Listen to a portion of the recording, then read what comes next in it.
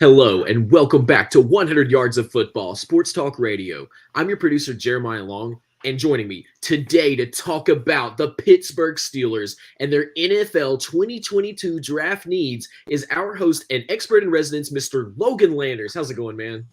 Hey, what's going on, Jeremiah? Doing good. Talking about the guys waving that terrible towel today out there in the Steel City in Pittsburgh. We'll see what they can do this upcoming draft. A bit of a up and down year last year for the Steelers, 9-7-1. We'll see how they can improve in the draft and how much better they can get this year in the AFC North. Absolutely. And for everybody watching our live broadcast or listening to our podcast, thank you so much for joining us. And thank you so much for sharing with your friends and family over the course of the last few years. You are the reason that we've been able to grow so quickly. Mr. Logan Landers, this is the Pittsburgh Steelers. We know what our lovely fan base is thinking. We know that they are tuned in, they are strapped in and ready. What do they have to look forward to for the NFL draft? Well, let's talk about this team. They had a good amount done in free agency. They've lost some pieces, they've gained some. Let's do a recap of who all is going where and who all needs to sign that next contract. We'll talk about those guys first. First, we have DeMarcus Acey looking for the next deal. Also, DeMarcus Christmas, great last name, still looking for that contract, unfortunately. Maybe Santa will gift him one. We will see. Kalen Ballage looking for one. BJ Finney, Joshua Dobbs, Terrell Edmonds, Trey Turner, Zach Banner, Joe Sherbert, Joe Hayden as well. And, of course, the big loss, Ben Roethlisberger, called it a career and has retired after many, many great seasons for Pittsburgh. On to who they have lost and who's going to a new team in 2022. Ray McLeod, the wide receiver, going to the 49ers. Corliss Waitman, Juju Smith-Schuster, and James Washington, as well as Taco Charlton. Charlton's going to the Saints, Washington to the Cowboys, Schuster to the Chiefs, and Waitman to the Broncos. Now let's go on to their re-signings and gentlemen who are coming over from a brand new team. Talk about the brand new team. Mason Cole, the center, coming over from the Vikings. Gunnar Olszewski, the wide receiver from the Patriots, moving on over to Pittsburgh. Miles Jack, the longtime Jaguar, coming over. Jannard Avery, Levi Wallace, Mitchell Trubisky, and James Daniels are all in that new system this upcoming year. On to the re-signings, we have Christian Kuntz, J.C. Hassaner, also Marcus Allen, Robert Spillane, Jamaica Okafor, Montravius Adams, Arthur Mollett, Miles Killebrew, and Ahkello Witherspoon coming over, staying with the Steelers for some more seasons. So, like I said, not the most insane free agency, right? It's not like they picked up a bunch of guys. They've re-signed a decent amount. They got a handful of linebackers, also helped out in the quarterback room. They're going to need a little bit of help there, too, with the unfortunate passing of Dwayne Haskins. Man, that still is rough in that city, I know. So they still need to a little bit help and address that quarterback room. But let's talk about their draft picks this upcoming year for 2022. They currently have 7 selections overall in this draft. In the first round, pick 20, second round, pick 52, third round, pick 84, in the fourth round, pick 138, no fifth round selection. In the sixth round, pick 209, and in the seventh round, picks 226 and 242. So a decent amount of picks that you can definitely work around that. 7 overall selections. And I think that the Steelers are looking good in terms of draft capital. Now, if they use all 7, if they trade some, we'll see. But they can definitely help fill out their team early on. So with that first overall selection, pick 20 overall, who can they select? Do you go with a quarterback? Do you trust Mitchell Trubisky to lead your team after he has not been a starter in recent years? That's kind of the big question surrounding everyone. It really is.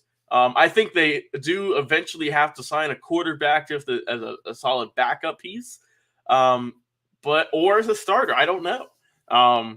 If they would have, I mean, it's kind of up in the air. It really is, because there's some sides that are saying that, give Mitchell the start. He's still young. He can get some work done.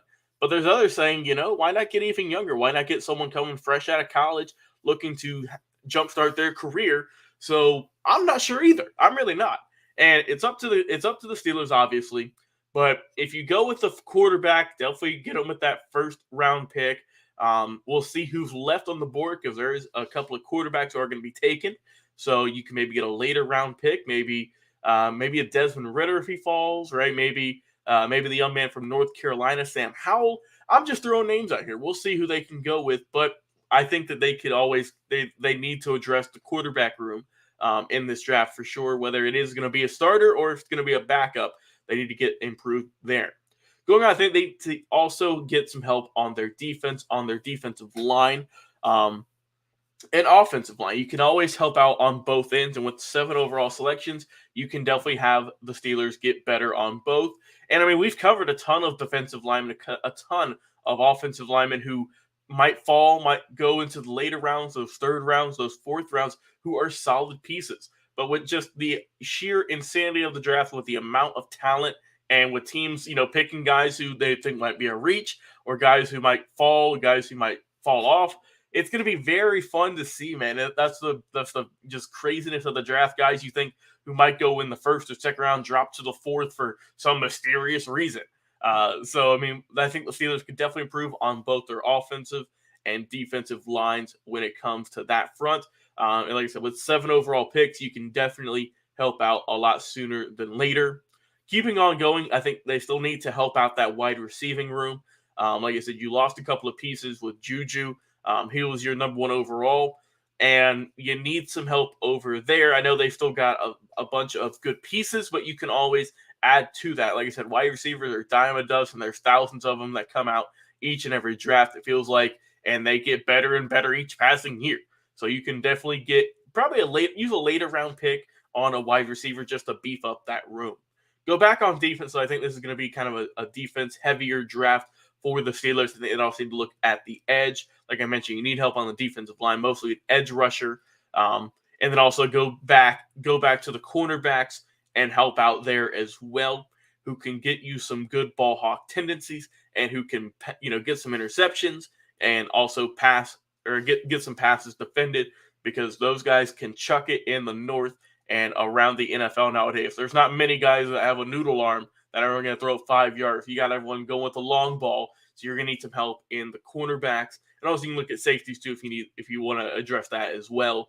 But I think mostly corners. And also, like I said, just go back to the offensive line, protect Mitchell Trubisky, or whoever's going to be your quarterback this upcoming year, because you can always improve your offensive line.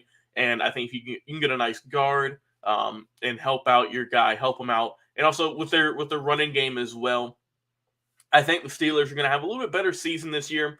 Nothing too crazy, right? Maybe get above 10 wins. But it's going to be interesting to see because, I mean, the AFC North is a very solid division, right? I mean, you had the Bengals last year who were right there at the Super Bowl, almost close to winning it. You got the Baltimore Ravens with Lamar Jackson. It's always a good team. And, I mean, you've got the Cleveland Browns who got Deshaun Watson. You don't know how they're going to do this year. So the Steelers have a lot to prove, a lot to fight with in their own division. I'm interested to see what they're going to do in the draft. But overall, I think things are going to get a little bit better. It's just that big question remains of, will they draft a quarterback in the first round, or will they go kind of more defensive heavy? It remains to be seen. Yeah.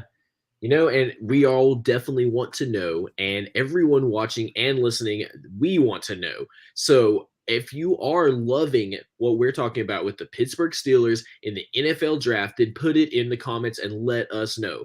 Let us know, what do you think that they'll do? Do you think that they'll draft a quarterback? Do you think that they have some other needs? What do you think is the most important thing for the Steelers in this draft? So please put it in the comments if you're watching on YouTube or over on Facebook.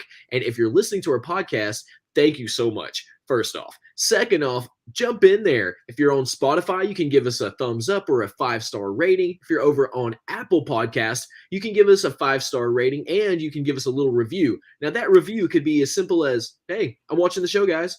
That sounds good to us. We just want to hear from you. Just want to hear that you're out there. And we just love to know that our podcast audience is loving the show. So let us know what you think.